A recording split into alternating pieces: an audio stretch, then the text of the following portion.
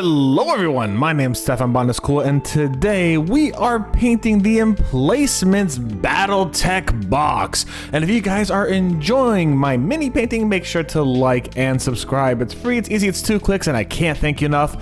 Let's get on to the rest of the video.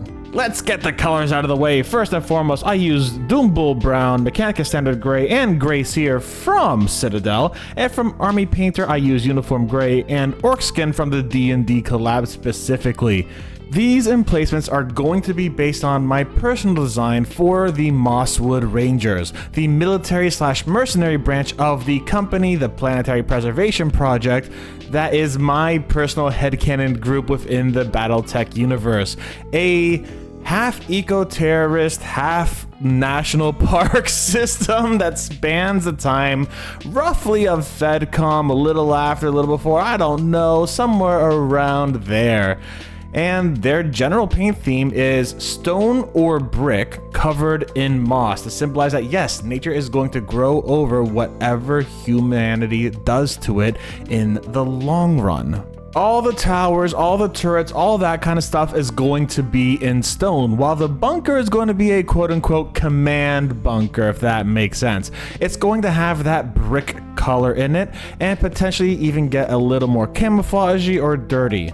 But in general, the Mosswood Rangers aren't going to do a lot of heavy camouflage. I actually did consider trying to make it like tree-like camouflage specifically for like a foresty situation. However, there's 2 things that I think both I and the Mosswood Rangers would want to show, being this mercenary group all about nature.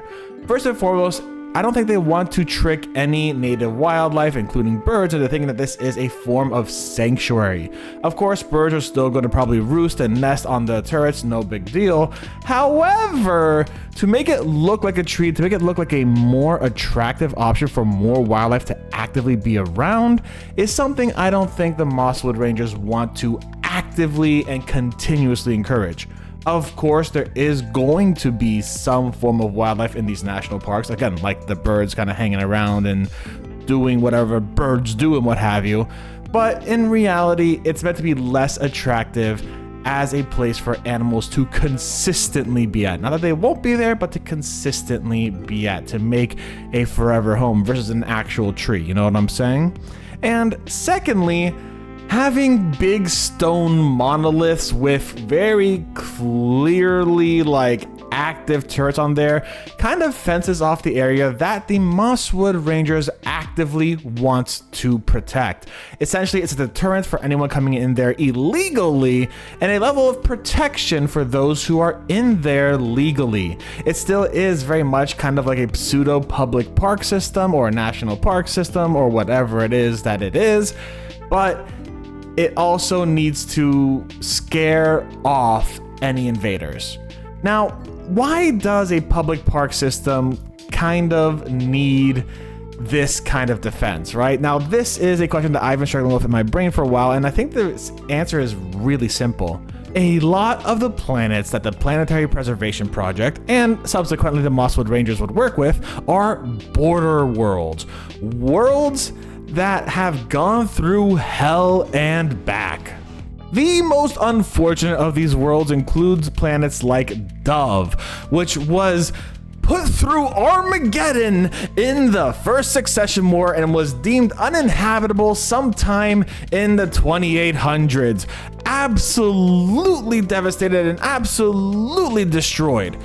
Other planets like Lincoln 5 have only recently been deemed uninhabitable, and likely because there's only been low-level fighting and skirmishes and long-term destruction instead of that immediate nuclear Armageddon through the Third Succession War.